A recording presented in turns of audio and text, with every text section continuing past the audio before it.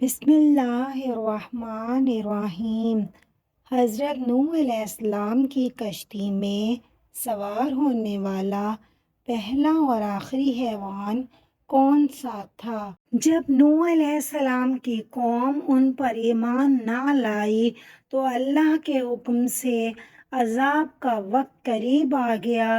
اللہ تعالیٰ نے حضرت نوح علیہ السلام کو ایک کشتی بنانے کا حکم دیا۔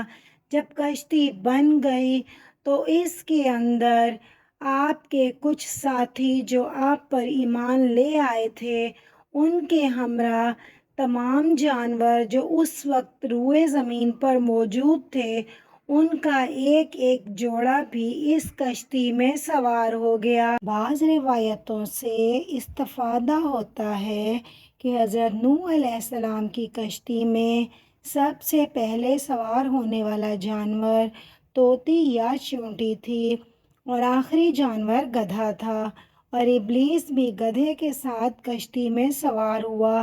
ابن عباس سے روایت کی گئی ہے کہ سب سے پہلا پرندہ جو حضرت نوح کی کشتی میں داخل ہوا وہ طوطی تھی، اور سب سے آخر میں سوار ہونے والا حیوان گدھا تھا، اور ابلیس بھی گدھے کی دم کے ساتھ کشتی میں داخل ہوا۔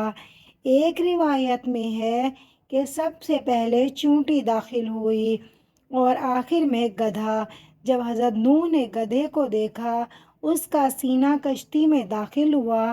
اس وقت ابلیس نے گدھے کی دم پکڑ لی اور گدھے کے پاؤں کو کشتی میں سوار ہونے سے روکا۔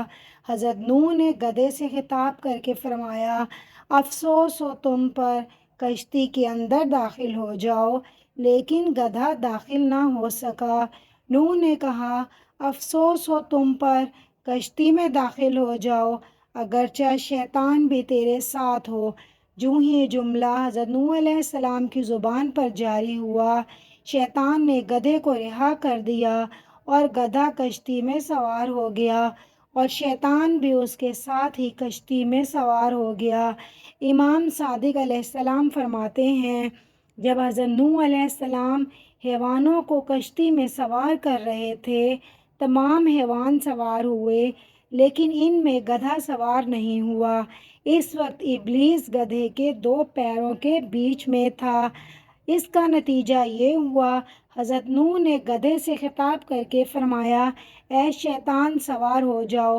شیطان نے اس کلام کو حضرت نوح علیہ السلام سے سنا تو گدھے کی دم کو پکڑ کر گدھے کے ہمراہ کشتی میں سوار ہو گیا۔